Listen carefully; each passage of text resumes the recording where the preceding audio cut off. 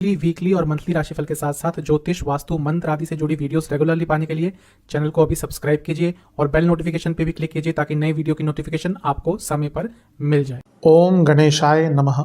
ओम नमः शिवाय। मैं निखिल ज्योतिषाचार्य आप सभी का मेरे चैनल पर पुनः स्वागत करता हूं।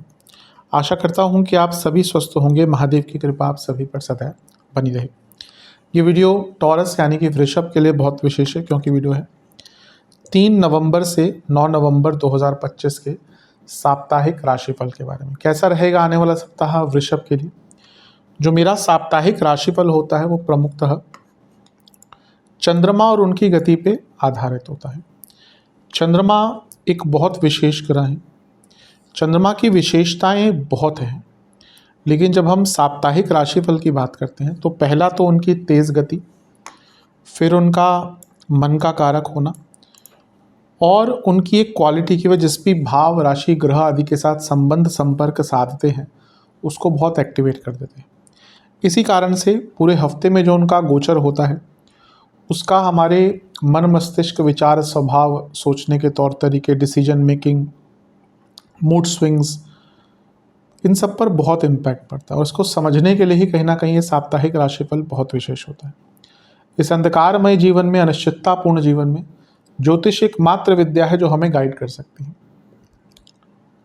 ये राशिफल सामान्य आधार पर ही दिए जाते हैं, लेकिन एक जनरल गाइडेंस के लिए आज के टाइम में एक व्यक्ति को एक जनरल गाइडेंस मिल जाए उससे अच्छा क्या है। तो एक जनरल गाइडेंस के लिए बहुत उपयोगी होते हैं। यदि लग्न राशि या चंद्र राशि आपकी वृषभ है, टॉरस है, दोनों ही देख सकते हैं गाइडेंस के लिए। जहाँ से सूट या रिलेट ज़्यादा करता है वहाँ से देखिए। व्यक्तिगत तौर पे मेरा मानना है लग्न से देखेंगे तो अच्छा है। इनकेस नहीं पता तो चंद्र राशि से भी इसको देख सकते हैं। जहाँ से ज़्यादा रिलेट करता है आपको वहाँ से देखिए। शुरू करते हैं। 4 नवंबर को दिन के 1 बजे चंद्रमा मेष में आ जाएंगे यानी कि 12वें घर में, और 6 नवंबर सुबह के 11 तक यहीं पर रहेंगे। 3 नवंबर को वो ऑलरेडी मीन में ही रहेंगे और वो हम कवर कर चुके हैं, तो पहले गोचर से ही स्टार्ट करेंगे। चंद्रमा का 12वें घर में आना बहुत श्रेष्ठ तो नहीं माना जाता। तीसरे घर के स्वामी 12वें घर में है, यात्राओं के लिए अच्छा है, बदलाव के लिए अच्छा होता है।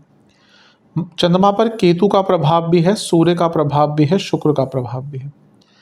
इसमें से शुक्र जो है वो विपरीत राजयोग बना रहे हैं और नीच भंग राजयोग बना रहे हैं। ये अच्छा है। चंद्रमा 12वें घर में है, ठीक है, वो अच्छा नहीं है, लेकिन 2 ऐसे ग्रह जो नीच भंग में इन्वॉल्व हैं उनका प्रभाव 12वें घर में बैठे चंद्रमा पर और केतु का प्रभाव, ये बड़े चेंजेस की ओर इशारा है कि आपको ना कुछ बहुत बड़ा बदलाव करने का अवसर मिलेगा। कोई लीगल काम फंसा हुआ है, कोई विदेश का काम फंसा हुआ है, कुछ चीज़ों को बदल कर कुछ प्राप्त करना है, पैसा फंसा हुआ है, ये सारे काम आपके बन सकते हैं। ये बहुत अच्छी चीज़ है। लेकिन चंद्रमा मनसो जाता है, चंद्रमा मन के कारक है। भले ही आपके कुछ काम बना देंगे, विदेश के काम हो, अटका पैसा हो, लेकिन मन के रूप में तो प्रभावित होते ही हैं। इसलिए जब केतु का प्रभाव है तो व्यक्ति बहुत निराश भी हो जाता है, व्यक्ति बहुत विरक्त भी हो जाता है कुछ टाइम के लिए। और क्योंकि शुक्र और सूर्य का प्रभाव है जिसमें से सूर्य नीच के हैं, इस कारण से कभी कभी क्रोध तो कभी कभी इरिटेशन भी रहता है। इसलिए मानसिक रूप से थोड़ा सा कंट्रोल करने की आवश्यकता है। अच्छी चीज़ है कि गजकेसरी योग बन रहा है, इसलिए पूजा पाठ करेंगे अवश्य लाभ मिलेगा। नवांश कुंडली बता रही है कि अपने आप को ज़्यादा एक्सप्रेस मत कीजिएगा, स्पेशली उन लोगों के सामने जो आपको समझते नहीं हैं। दशांश कुंडली कार्य क्षेत्र में सब ठीक है, लेकिन थोड़ा सा इमेच्योरिटी दिख रही है। बिजनेस बहुत अच्छा टाइम है, बदलाव लाने का टाइम है, बड़ा कुछ करने का टाइम है।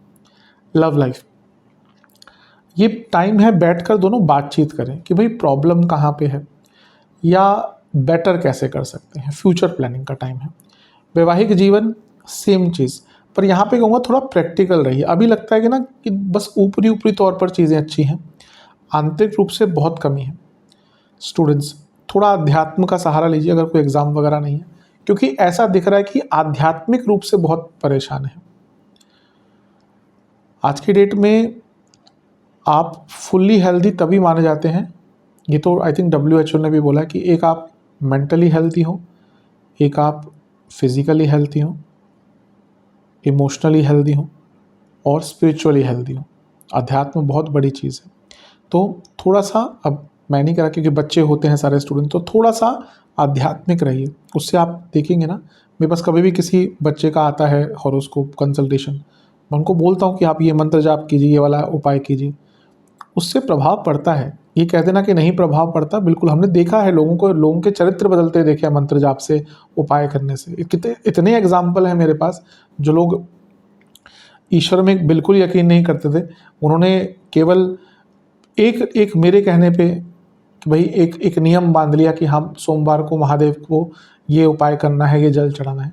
आज वो खुद, जब मेरे को भी काफ़ी टाइम यूट्यूब पे हो गया, तो आज वो बताते हैं कि आपको 2022 में कॉल किया था, आपने उपाय बताए, मेरे जीवन में बदलाव आया। तो होता है, लोगों के जीवन में बदलाव होता है। तो स्टूडेंट्स को मैं कहूँगा आध्यात्मिक रहिए, बहुत लाभ मिलता है इससे।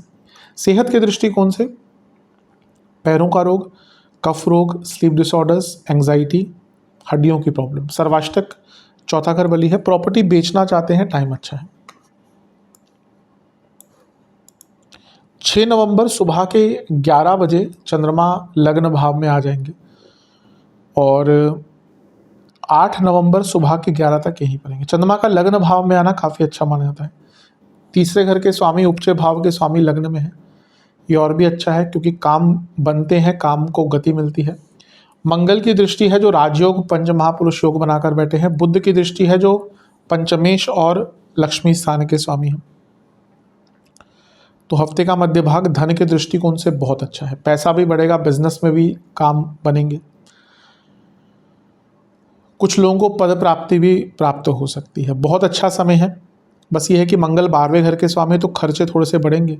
और क्योंकि चंद्रमा जो है वो केमद्रुम योग में है, केमद्रुम योग, तो कोई भी ग्रह आसपास नहीं है। और शनि की दृष्टि के कारण विषदोष बन जाता है। और मंगल का प्रभाव है, अच्छा मंगल का प्रभाव है, तो ये थोड़ा सा एग्रेशन भी दिखाता है और ये शनि के कारण थोड़ा सा नेगेटिविटी भी दिखाता है। अपने मन पर आपको इस टाइम पे बहुत ज़्यादा नियंत्रण रखना पड़ेगा। चंद्रमा क्योंकि उच्च के हैं इसलिए और सेंसिटिव हो जाते हैं। तो यहाँ पे क्या होगा ना, आप लोगों की बातों में आकर निर्णय ले लेंगे और फिर पछताएंगे। नवांश कुंडली यही बता रही है कि बहुत भ्रमित रहेंगे। दशांश कुंडली कार्य क्षेत्र में बहुत अवेयरनेस के साथ काम करना है। बिजनेस, आपको अपने बिजनेस में ना नए आइडियाज़ पे काम करना ही होगा, वरना रुक जाएगा बिजनेस, थम जाएगा। लव लाइफ, एक दूसरे की ऊर्जा को समझने का प्रयास कीजिए। गलतियां निकालना तो बहुत ईजी है, लेकिन एक दूसरे की ऊर्जा को समझिए, कोशिश कीजिए। वैवाहिक जीवन, ऐसी कोई दिक्कत, ऐसी कोई परेशानी नहीं दिख रही, लेकिन एक दूसरे के साथ अच्छा टाइम स्पेंड कीजिए। स्टूडेंट्स की जहाँ तक बात है, मैं एक ही चीज़ बोलूँगा आपको कि थोड़ा सा ना अपने मन मस्तिष्क को ओपन अप कीजिए। ये टाइम, जैसे मैंने शुरू में बताया, अध्यात्म को साथ लेने का है। कोशिश कीजिए कि अपने आप को मेंटली स्ट्रॉन्ग करें। सेहत के हिसाब से बीपी, स्किन डिसऑर्डर्स और गले के रोग बने रहेंगे। सर्वाष्टक में फिर से चौथा घर बली है। घर में कुछ रेनोवेशन आदि स्टार्ट करना चाहते हैं, टाइम अच्छा उसका। 8 नवंबर सुबह के 11 बजे के आसपास, 11 AM के आसपास चंद्रमा राशि बदलकर आपके धन स्थान में आ जाएंगे और सप्ताह के अंत तक यहीं पर रहेंगे। चंद्रमा का धन स्थान में आना अच्छा होता है। तीसरे घर के स्वामी अपने से 12वें में बैठे हैं। कुछ यात्राएं अटक रही थी, कुछ काम अटक रहे थे, मौका मिलेगा पूर्ण करने का। धन स्थान में चंद्रमा जब भी आते हैं तो धन का आगमन लेकर आते हैं। मंगल का प्रभाव है चंद्रमा पर और मंगल सप्तमेश है। अपने से अष्टम में बैठे चंद्रमा को देख रहे हैं। बिजनेस में कुछ नया काम मिल सकता है। और राहु का भी प्रभाव है। मंगल 12वें घर के स्वामी, राहु विदेश के कारक, 12वां घर विदेश का। MNC आदि विदेश से संबंधित काम करते हैं तो बहुत लाभ मिलेगा। विदेश से कुछ पैसा आ सकता है। विदेश संबंधित कार्यों में पूर्णता मिलेगी। विदेश यात्रा करना चाहते हैं तो उसका भी योग बन जाता है, यानी कि उसका काम आगे बढ़ाने का योग बन जाता है।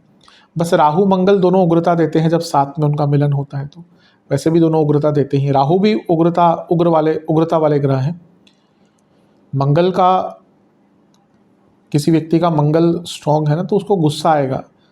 राहु वाले को गुस्सा कब आएगा उसको खुद को नहीं पता होता। इसलिए जब इन दोनों का प्रभाव आता है ना चंद्रमा पर, तो एग्रेशन आता है। और क्योंकि वाणी के स्थान में है तो वाणी पर बहुत कंट्रोल कीजिएगा। कुटुंब में झगड़े हो सकते हैं इसके कारण। नवांश कुंडली बता रही है कि अपने इमोशनल हेल्थ पर ध्यान दीजिए, किसी को बहुत ज़्यादा इतना हक मत दीजिए कि आपको इमोशनली हर्ट कर पाए। दशांश कुंडली कार्य क्षेत्र में अच्छा है, अच्छा काम कर पाएंगे, वाणी पर नियंत्रण रखेगा। बिजनेस में ना थोड़ा लय बना कर रखिए, ऐसा लग रहा है बहुत अनऑर्गेनाइज है चीज़ें। लव लाइफ, अपने आप को मेंटली क्लीन कीजिए, मेंटली क्लियर कीजिए, दोनों ही। अभी लग रहा है इतना कंफ्यूजन है, पास्ट का ट्रॉमा है जिससे निकल ही नहीं पा रहे। वैवाहिक जीवन एक फ्लो ऑफ लाइफ, फिर से यहाँ पे भी यही कहूँगा कि ना आप दोनों को एक दूसरे का साथ निभाना पड़ेगा। जिस औचित्य से शादी होती है और कोई कारण नहीं है विवाह का, सत्यता तो यही है। ये तो एक सामाजिक बंधन है जो इसी कारण बांधा गया कि हाँ दोनों एक दूसरे के पूरक बने।